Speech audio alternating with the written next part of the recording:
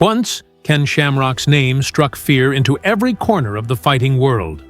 They called him the world's most dangerous man. He headlined the first UFC events, dominated in Japan, and even battled in WWE. Millions watched him fight, cheered for him, and feared him. Yet today, few remember his name. The man who gave everything to MMA is now a ghost in the sport he helped create. How did a legend vanish so quietly? This is the story of Ken Shamrock, fighter, pioneer, and forgotten hero. The rise of a pioneer. Before belts, lights, and fame, Ken Shamrock, born Kenneth Kilpatrick in Mon, Georgia, was fighting for survival. Bouncing between abusive households and the streets, Ken endured beatings, stabbings, and abandonment before turning 13. But rather than breaking him, it hardened him. His salvation arrived through Bob Shamrock, who ran a home for troubled boys and later adopted Ken.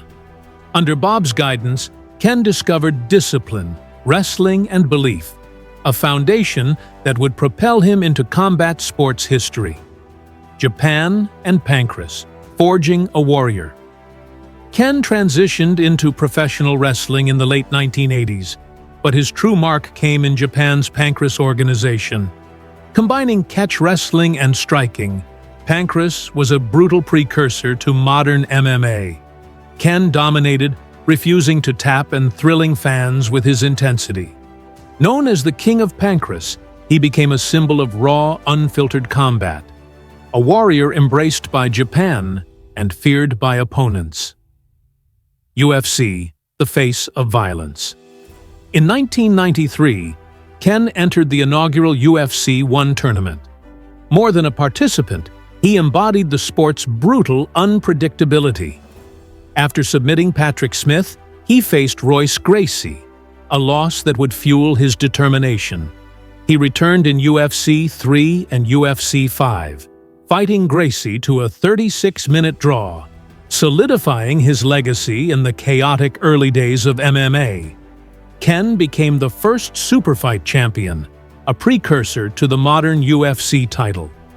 His fights were about survival and dominance, not points. The nickname World's Most Dangerous Man wasn't a gimmick. It was an identity earned through blood, sweat, and sheer determination. Leaving MMA for WWE by the mid to late 1990s, Ken's fame soared. Yet MMA's pay structure was limited, with niche pay-per-views and scarce sponsorships. When WWE called, Ken accepted. From real fights to scripted entertainment, he gained money, exposure, and longevity. His real fighting credentials made him stand out among larger-than-life characters, earning championships and feuds with legends like The Rock, Triple H, and Undertaker. But WWE demanded dual lives. Ken still trained like a fighter, but the travel, mental strain, and physical toll chipped away at him. The hunger to return to MMA never left, and he felt something unfinished. A need to reclaim his place in the sport he helped shape. Returning to MMA, a harsh reality. Ken returned to UFC in 2002, but the arena had changed. Younger, faster, well-rounded fighters awaited. His return fight against Tito Ortiz ended in brutal defeat, with Ken visibly battered but defiantly giving the middle finger. Subsequent fights against Ortiz, Rich Franklin, and Sakuraba followed the same pattern. Losses, chipped mythos, and a reminder that the world had moved on. Fans turned not out of hatred, but heartbreak, watching a once mighty warrior struggle. Dana White's public dismissals compounded the sting. The organization Ken helped build now ignored or mocked him, erasing his contributions from the narrative of MMA history.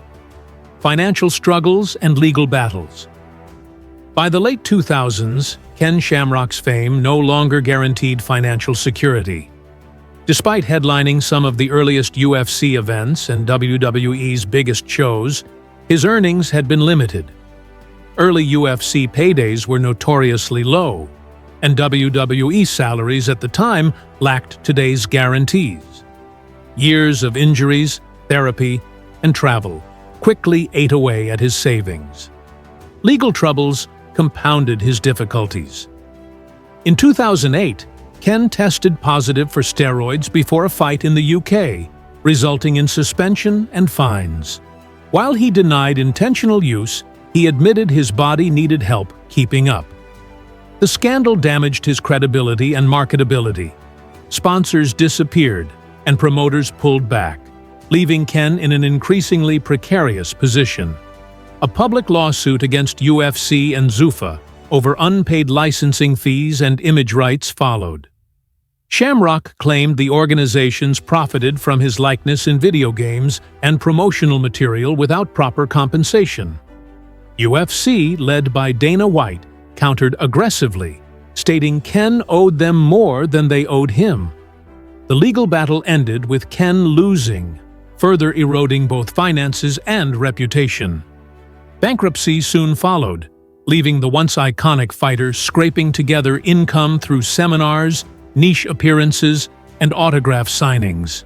The vanishing legacy. Meanwhile, the MMA world continued evolving without him. New stars signed million-dollar deals, were globally promoted, and inducted into the Hall of Fame.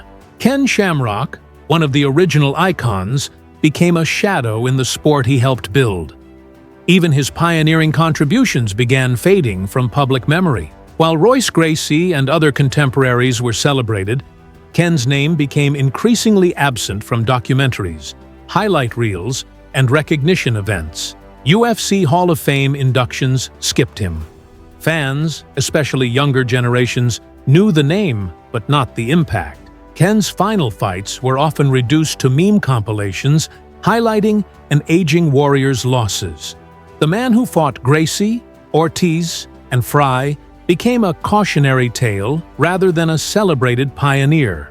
Personal struggles and isolation. Physical suffering wasn't the only battle Ken faced. Years of punishment left his body in ruins. Neck injuries, knee surgeries, chronic pain. Mentally, he wrestled with memory lapses, anxiety, and isolation. Relationships strained under the weight of his career, including an icy bond with his adopted brother, Frank Shamrock. His marriages suffered due to absence and anger during his peak years. Rebuilding connections with his children required patience, apology, and humility. Faith became a source of solace. Ken openly spoke about Christianity, sharing stories of defeat and resilience in church events and Christian conferences. Even with faith, scars remained, both physical and emotional. Fighting for a second legacy. Ken never stopped fighting, both literally and figuratively. In 2015, he returned to the cage against Kimbo Slice in Bellator, a fight marked more by nostalgia than competitive glory. In 2016, he faced Royce Gracie one last time, but the rivalry ended quickly and anticlimactically. Each attempt to reclaim relevance felt like shouting into a void. In 2019, Ken launched Valor Bare Knuckle, a promotion aimed at returning to combat's raw roots. He promised fighter-first contracts, safety protocols, and integrity. Yet the world had moved on. Attendance was low, media coverage minimal, and sponsorship scarce. Even stepping back into the ring at age 55 couldn't draw attention. Despite his persistence, Valor faded quietly. The quiet warrior today, Ken Shamrock, still trains, mentors young fighters, and occasionally appears at fan expos or MMA podcasts. He shares motivational messages online, but engagement is limited. The UFC and broader MMA world have largely moved on. Ken is still strong and capable, but in a sport obsessed with the next knockout or viral moment, he belongs to the past. Despite the obscurity, Ken's spirit remains unbroken. He doesn't seek fame, millions, or belts anymore. He seeks acknowledgement, recognition for his role in building MMA from the ground up. He wants to be remembered, not as a meme or a cautionary tale, but as the pioneer who helped shape the sport into what it is today. Legacy beyond the cage. Ken Shamrock's story is more than fights and victories.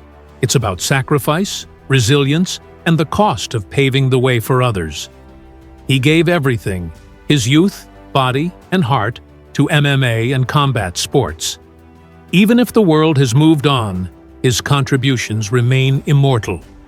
Beneath the bruises, controversies, and aging exterior lies a man who defined a generation, a pioneer whose name deserves to be spoken with respect. Ken Shamrock gave MMA everything, and even if the world forgot for a time, his legacy is undeniable. Should MMA and the UFC do more to honor its pioneers, or is this just the harsh reality of the fight game? Drop your thoughts in the comments below. We want to hear your opinion. And if you enjoyed this deep dive into the life of a true MMA legend, make sure to subscribe and hit the notification bell so you never miss another story from the fighters who shaped the sport.